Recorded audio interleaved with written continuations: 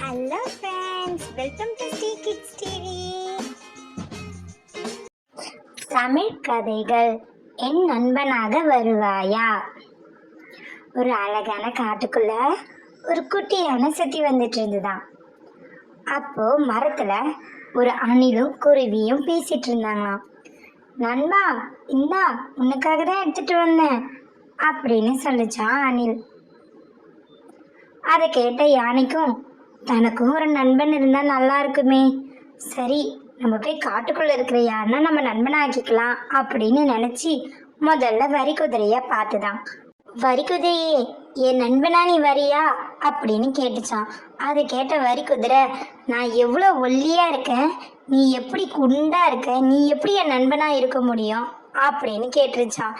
அதை கேட்ட யானை சோகமா அங்கிருந்து போயிடுச்சான். போற வழியில ஒரு மானை பார்த்தான் யானை.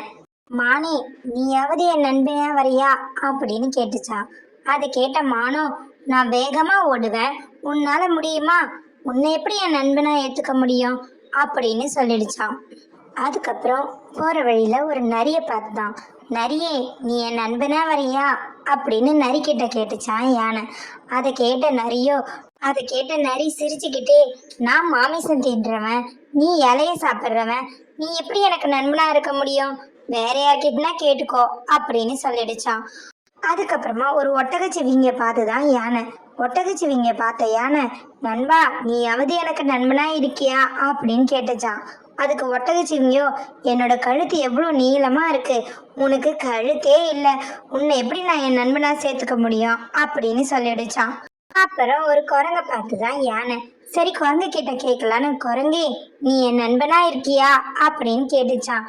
அதை கேட்ட குரங்கோ, நான் மரத்துக்கு மரம் தாவறவன், உன்னால இந்த உடலை வச்சுக்கிட்டு மரம் ஏறதான் முடியுமா அப்படின்னு சிரிச்சுக்கிட்டே யானையை பார்த்து முடியாதுன்னு தலையாட்டிடுச்சான். அதுக்கப்புறம் யானை ஒரு மயிலை பார்த்துதான். மயிலை பார்த்த யானை, மயிலே நீ என் நண்பனா வருவியா அப்படின்னு கேட்டுச்சான். அதை கேட்ட மயிலோ, நான் எவ்வளோ அழகா இருக்கேன், ஆனா நீயோ கருப்பா அசிங்கமா இருக்க, நீ என் நண்பனா, அதெல்லாம் முடியாது அப்படின்னு சொல்லிடுச்சான். அதுக்கப்புறமா ஒரு எலியை பார்த்துதான் யானை. எலிக்கிட்ட போய், எலியே நீயாவது என் நண்பனா வரியா அப்படின்னு கேட்டுச்சான். அதை கேட்ட எலி, நீ இவ்வளோ பெருசா இருக்க, நான் சின்னதா இருக்கேன், நீ தவறி என் மேல கால் வச்சுட்டா என் நிலைமை என்ன ஆவறது அப்படின்னு சொல்லிச்சான். அதை கேட்ட யானை ரொம்ப சோகமா ஆயிடுச்சான். தான் குண்டாவும் கருப்பாவும் அசிங்கமா இருக்கிறதுனால தான் தனக்கு நண்பர்களே கிடைக்கலன்னு நினைச்சிட்டு ரொம்ப கவலைப்பட்டுட்டு சுத்திட்டு இருந்துதான். ஒரு குளத்துக்கிட்ட முயலை பார்த்த யானை, சரி முயல் கிட்ட கேட்டு பார்ப்போம்னு சொல்லிட்டு முயல் கிட்ட போய் கேட்டுச்சான். முயலே முயலே, காட்டுல இருக்க எல்லா விலங்குகளும் நான் கருப்பா இருக்கேன் குண்டா இருக்கேன்னு என்னை நண்பனா ஏத்துக்க மாட்டேன்னு சொல்லிட்டாங்க, நீ அது என்ன நண்பனா ஏத்துக்கிறியா அப்படின்னு கேட்டுச்சான். அதை கேட்ட முயலோ, எனக்கு ஏற்கனவே நண்பர்கள் இருக்காங்களே அப்படின்னு சொன்ன உடனே, சரி எப்படி இது நமக்கு நண்பனா இருக்காதுன்னு நினைச்சிட்டு அங்கிருந்து யானை புறப்பட ஆரம்பிச்சிருச்சான். உடனே திடீர்னு ஒரு சிங்கம் முயலை தாக்குறதுக்கு வந்ததான். அதை பார்த்த யானை முயலுக்கு உதவி செஞ்சுதான். முயலோ யானைக்கு தன் உயிரை காப்பாத்துறதுக்காக நன்றி சொல்லிச்சான். அதுக்கப்புறம் யானை கிட்ட பேச ஆரம்பிச்சுதான். முயல் யானையை பார்த்து, நீ கருப்பா இருக்க குண்டா இருக்கன்னு தானே எல்லாரும் சொன்னாங்க, அது உண்மைதானே, அதுக்காக எதுக்கு நீ வருத்தப்படுற, ஆனா இந்த காட்டிலே நீ தான் ரொம்ப பலமான விலங்கு, அதை நினைச்சு நீ பெருமை தானே படணும் அப்படின்னு சொல்லிச்சான்.